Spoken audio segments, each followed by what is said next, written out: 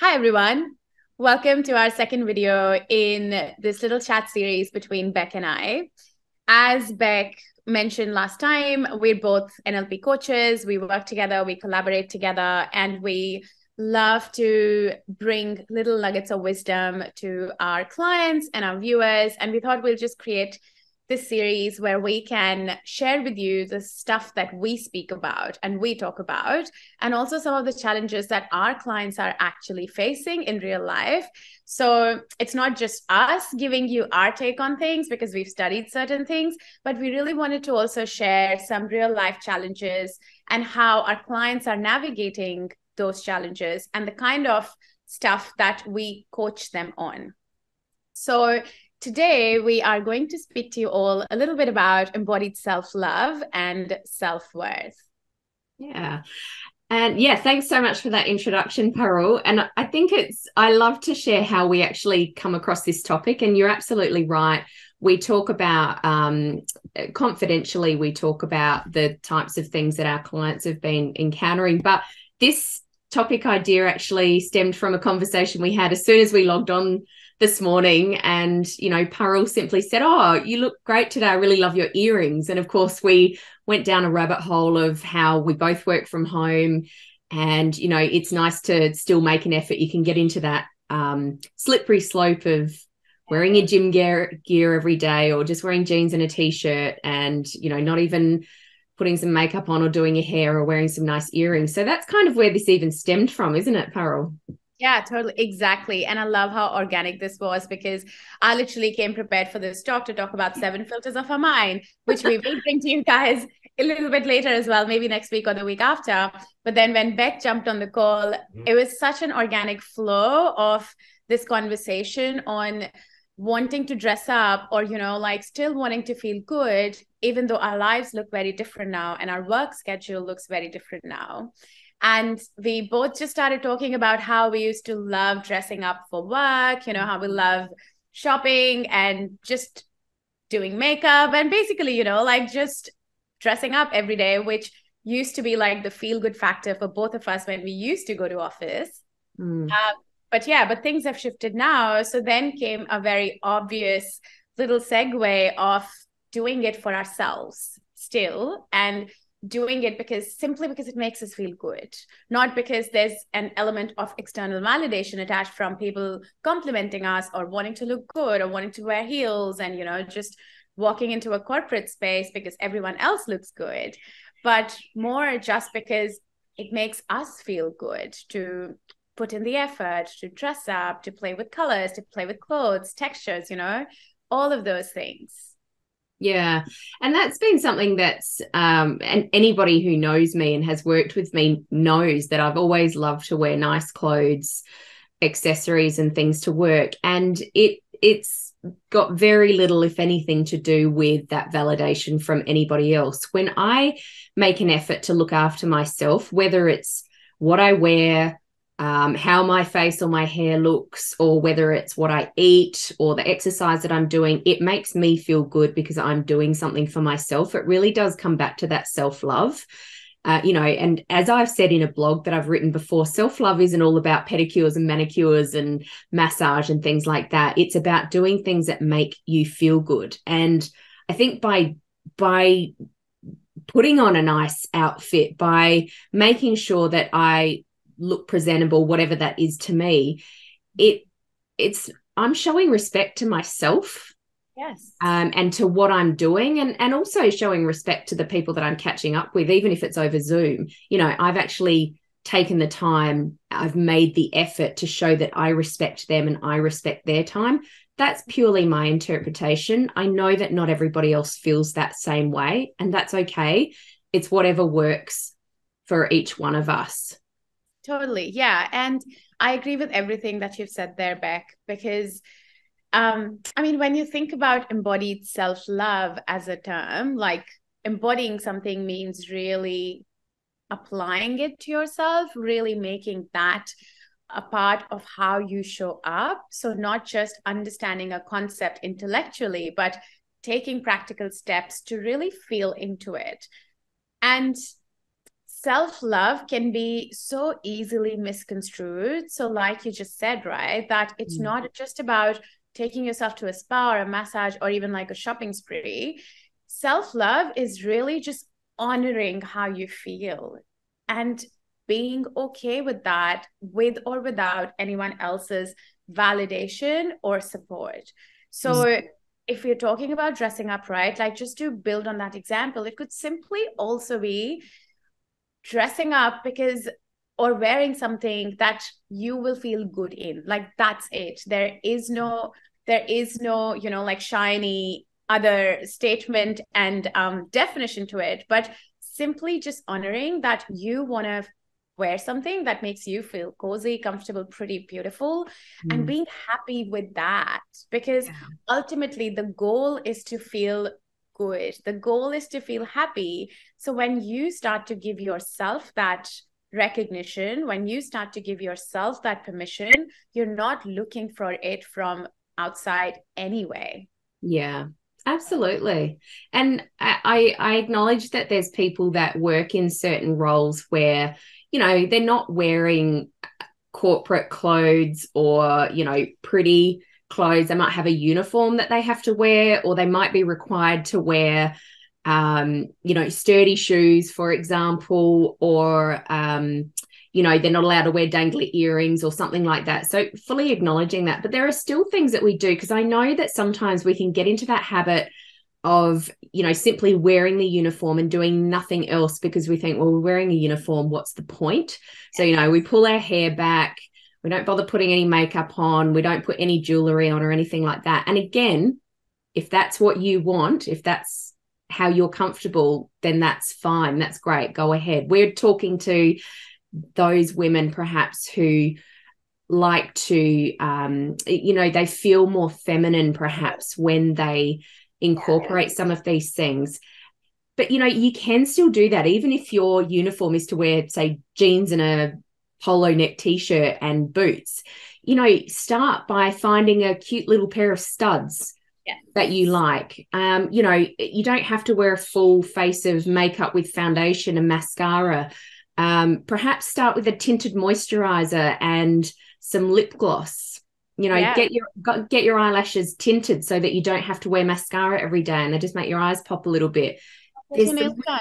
If you're, I'm not a nail person, you obviously are, but yeah, put some color on your nails if that's allowed. And even if you have to pull your hair back, make sure that it's still clean and tidy. There are some very simple little things that you can do, even if you're restricted in what you have to wear. And, even just making sure that your clothes are in good condition. There's no tears, they're not faded, they're not bald. Replace your clothes when they are starting to wear a bit thin. Yeah, lovely and great points, Beck. And when you were saying this, I couldn't help but think that when I was in uni, I used to hate it purely because I had uniform in my engineering college, and I had to wear the same uniform day in, day out for 4 years. And that was like the peak of my youth, right? Like I was like, I want to dress up well, and like, I want to be cool in my group and all of those things. So I had little window, and of course my other friends as well. Like we didn't really have a window, but exactly what you just said, Beck. Like for me, it was like, what earrings can I wear? How can I do my hair? Or can I add some black heels to my outfit, So it was all like just keeping yourself well groomed. Like it goes a long way if you're good with your, like if you're regular with your haircuts, hair color, or like your eyebrows, your nails, like whatever makes you feel good, whatever makes you feel happy in your body, like make sure that you find a little way to invest in that, because small steps like this do go a long way in how we feel about ourselves overall, and how confident we feel when we're out socializing and in new situations where we might immediately start to get conscious. But then if you've been putting in an effort or you do it regularly, like you'll be fine. Yeah. And you know what? It doesn't even have to be everything that everybody else sees. I mean, for you, it could be as simple as, if you like to paint your toenails, no, quite often people aren't going to see them if you're wearing closed-toed shoes. But make sure that you've, painted your toenails so that when you take your shoes off, you feel good about what you see. Your undergarments, make sure that they're in good condition. You might have a spouse, of course, that's going to see them, but not the whole world doesn't see them. Make sure that everything underneath is in good condition and treat yourself. There's nothing wrong with wearing pretty undergarments, just even if nobody else can see them. I think it's more important that you do it for yourself, like treating yourself to some sexy lingerie or like pretty undergarments, pretty socks. Like I was telling a friend last week that these days I'm crushing on cute socks. So it brings me so much joy to wear pretty socks, and I love it. Like it's literally one of my favorite parts of dressing up every day. I hadn't even thought of the socks. I'm pretty much just a grey sock bond grey sock girl. I'm going to look for pretty socks now. I have like this, I just discovered this in like this whole bunch of new socks that I got. They're all like rainbows and unicorns and blush pink with like powder dots. And I feel so soft wearing them. I love it. Cool. No, go ahead. No, go ahead.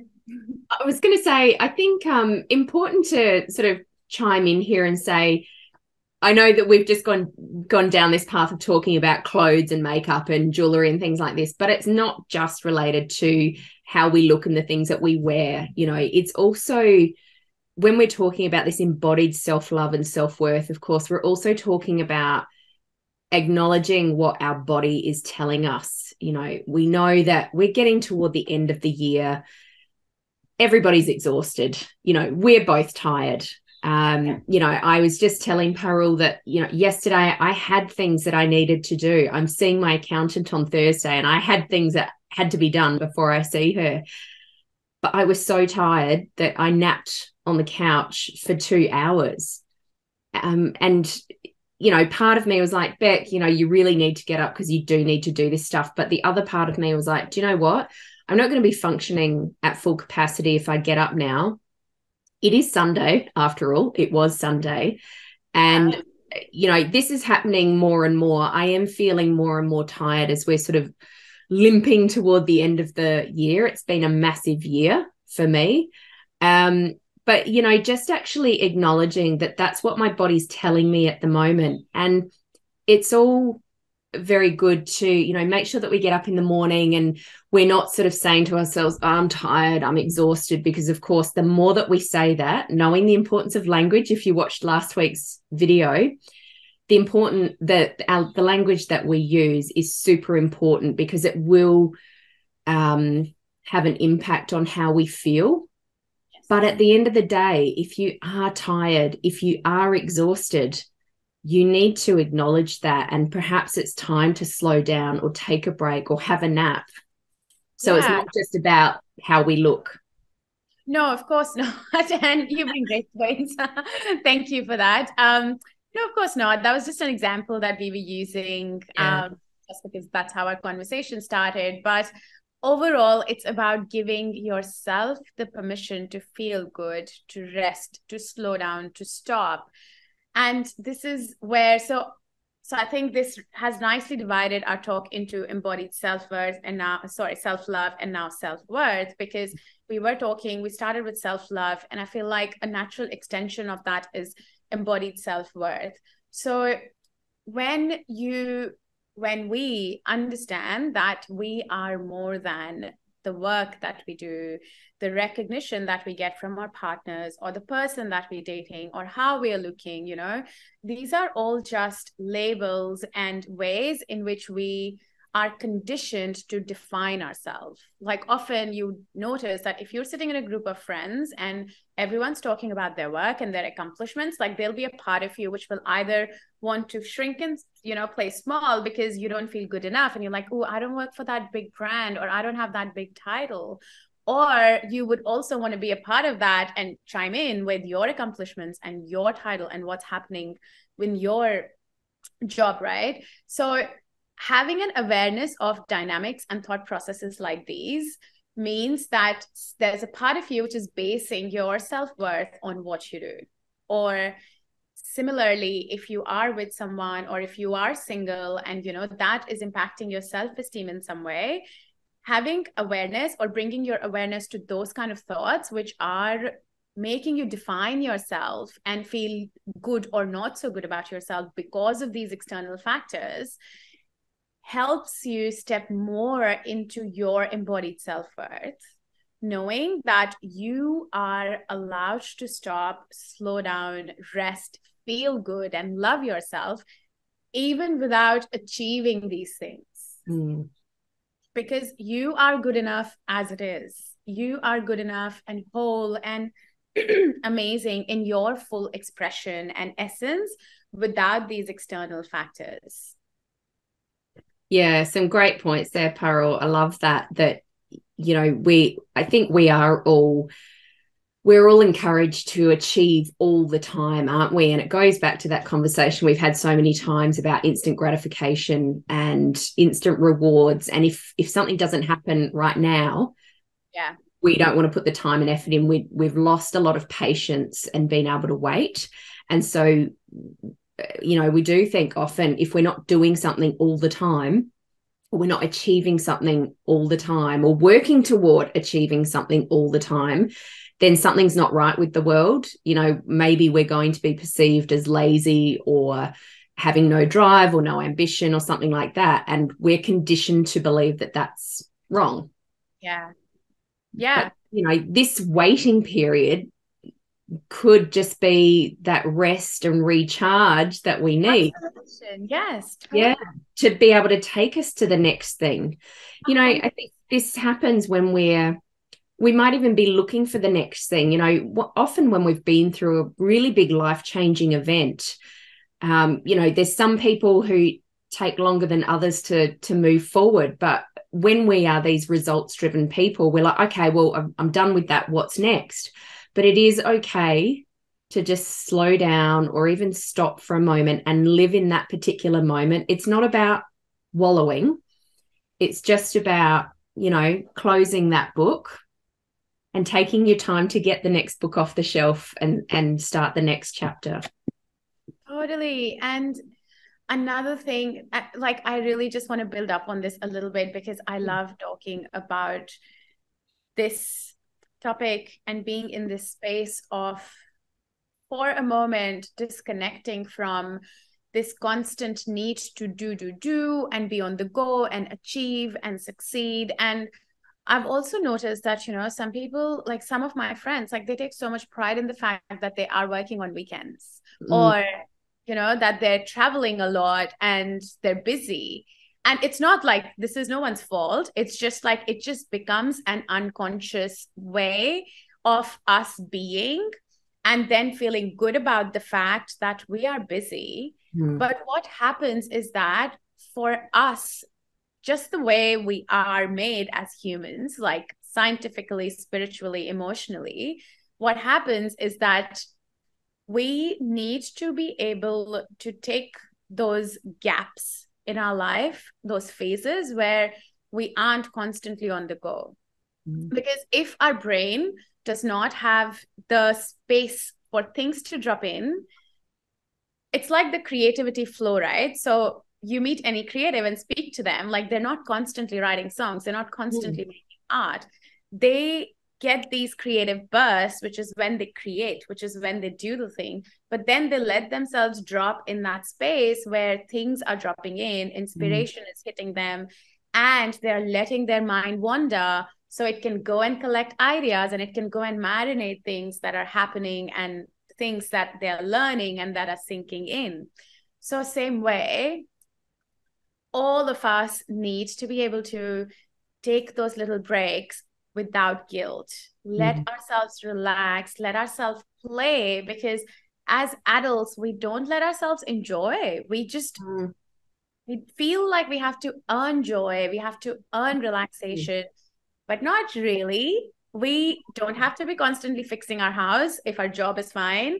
We don't have to be constantly fixing ourselves. We're not a project. We as individuals, we're not a project of self-improvement that we constantly have to be on the go. So the work is also giving ourselves permission to just be. in a healthy balance. Of course, too much of anything is bad. We can't just be and wait for things to happen, and we can't just constantly be running around for things and being frustrated that they're not happening. Yeah, we can truly let ourselves, yes, work hard, feel good about our goals and results, but also feel good in that space of being.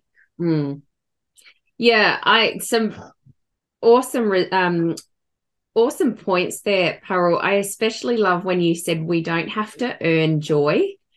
I think, and I'm not speaking from experience here in terms of kids, but of course I have a lot of friends who have kids. I have clients who have kids, and I see this in general and think we go out of our way to make sure that our kids are happy, that they've got birthday parties to go to, that we're taking them to the park, that they've got lots of toys to play with. We are providing this joy for them because there's nothing better than seeing a happy kid, right?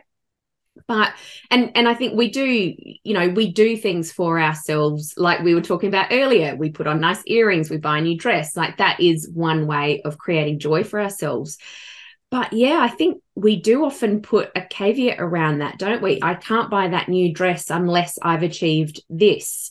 I can't go to that party unless I've finished my work for the weekend, or often I can't eat that cake because I haven't watched my calories this week or something like that. We put so much emphasis on a reward system for ourselves, and when that reward is joy, that can lead to a life lacking joy, can't it? So I really loved that point that you made. And again, talking about creatives in particular, because I class myself as a creative person, allowing ourselves to have that space to have that information or those ideas drop in. And it made me think of holidays, right? Because we're planning a holiday. Wait, I'm so excited. I've got friends and clients who haven't been on a proper holiday for years. Like I'm talking 5+ years, maybe longer. And, everybody has their own reason for that. The reason might be financial. It might be that they've got young kids and it's tricky to take young kids away on holiday. It could be that they feel so proud about seeing this amount of annual leave build up on their pay slip that they're like, I want to save it in case I need it. And when I hear that, I sort of go, what do you mean in case you need it? Are you saving this in case something really bad happens? You get sick and you need to take extended leave. I don't really understand that. I'm saving it in case I need it. We all need a break. Yes. We're not designed to work, all year without a decent break. And I'm talking about a decent break. I'm not talking about a week here or a long weekend there, or even the 2 weeks over Christmas, because a lot of us fill Christmas time with shopping and family, and we go from party to party. It's not really a break, is it? So actually taking that time to leave your home, go somewhere else and relax, whatever that is for you. It might be hiking a mountain. It might be sitting by a pool drinking cocktails. It might be a combination of both. But actually taking that time to remove yourself from your normal or your everyday space and routine, because taking a holiday at home is not actually a holiday, is it? I don't know about you, but I could take a week off, but I'd still be sitting there going, I'd really like to clean out that cupboard, or now might be a time to do my spring clean so that I wipe all the dust off my skirting boards, or, I've got to do that gardening that I haven't been doing for ages. It's not a holiday. It's just time away from work to do other work. Yes. Yeah. So I don't really know how I started going down that track, but it was something that you said about having that space to let life almost drop. Yeah. And, they can be first of all, I am a wanderer myself. So I am a big advocate of what you just said, just having, and again, in NLP, we talk a lot about environment, right? So sometimes switching our environment and stepping out of the same space where you're in constantly works wonders for your headspace. Like, it helps you see things from a different perspective. It brings new experiences. It helps you connect with different people, like just different things for your brain, for your neural pathways. Like, you cannot beat the benefits of actually taking a break, actually going away somewhere. Yeah. But of course, being mindful of everyone's responsibilities or finances and all of those things. If that's not something that's possible for you for any reason, I also highly recommend to my clients, or like Beck was just saying, right? Like, make it a habit, make it a part of your routine to get away. Like, surely you can go for a hike, you can go for a walk, you can go for a drive to the beach or run on the beach, or sign up for a new physical activity, sign up for something creative like painting, pottery. There are lots of things that we can do with our hands, with our body, which the more we do these things, or when we try new things, again, it builds new neural pathways. It helps you connect with yourself in a different way, and it makes life less monotonous. So it's not as routine based, it's not as goal based. It becomes more fun, it becomes more creative, and that is also a really good way of breaking out of that funk, or breaking out of that cycle of, but how do I have fun? I don't have a holiday planned. I don't have this coming up, and I'm constantly stressed because of kids or work or home, right? So just finding those little pockets of joy in your everyday life. Like, how can you also make life more fun? Because we are like, our life is also happening right now. It's also happening in the day-to-day moments, whether that's work or kids or going on a holiday. Like, all of this is a part of our life. So starting to reframe our thought process to start thinking about, well, how can I make this more fun? Yeah. How can I add more, just more variety to my life? Oh, totally. I love that. Find little pockets of joy. And, we hear that it's different to 5 years ago, 10 years ago, where, there's a lot of this kind of language on social media and, talking about being present and mindful and everything like that. But I absolutely love that, finding little pockets of joy, even when life is busy. And, I'm not a fan of that word. I hate asking people, how have you been? And they say, oh, I've been busy. I'm like, well, we're all busy, Life, that's just kind of what life is like, isn't it? We all arrange things to take up time. So I think the busy word is a big cop out. But that has become an occupation to us, hasn't it? Things were different. The Industrial Revolution completely changed things. Beforehand, we were more community-based, community focused. We had more focus on working the land, agriculture. There was, a lot of people attended church or something like that. There was more spiritual focus, whereas then technology happened. And, you can walk into a room filled with people who are sitting next to each other and they're sitting on their phones. Some of them are communicating with each other on their phones, even though they're in the same room. So sad. It's so sad. It is so sad. And I think, so things have changed, of course, but yeah, really finding those pockets of joy. And why that resonated with me so much, Parul, was, we started off this video talking about working from home a little bit because of, wearing jeans and a t-shirt every day and not making too much of an effort because, this is all the client sees. But, actually, when you're in that situation, when you do work from home or if you live on your own, we can get very, very comfortable in our own space. And I think that's wonderful. It's wonderful to love where you live, to be comfortable being on your own, in your own company. But there's a fine line. Yes. We can also become very reclusive. And yes, exactly. And that's okay to an extent. And I know that there are some people who that's how they want to live their life. And again, it's everybody's choice. But we do all need some sort of connection. we need to connect with other humans as well. So like you said, if you are spending a lot of time at home, whether it's because you work from home or whether it's because you've got a small circle of friends or you've just become super, super comfortable, getting outside in nature, taking that walk on the beach, going for a hike, going for a coffee, even if it's on your own, and sitting in the coffee shop, you might even meet someone there. I met somebody at a coffee shop yesterday because I went out with my mum's puppy. Oh my gosh. I wanted to pop into this bakery to get a loaf of bread, but I thought I probably shouldn't take the puppy inside with me. And there's a lady sitting there. I said, hey, do you mind holding my puppy for 5 minutes while I go inside? So we actually ended up having a chat. Now, I don't know who this woman is. We didn't exchange details or anything, but I had some connection. Yes. And that was a little pocket of joy. Like, exactly.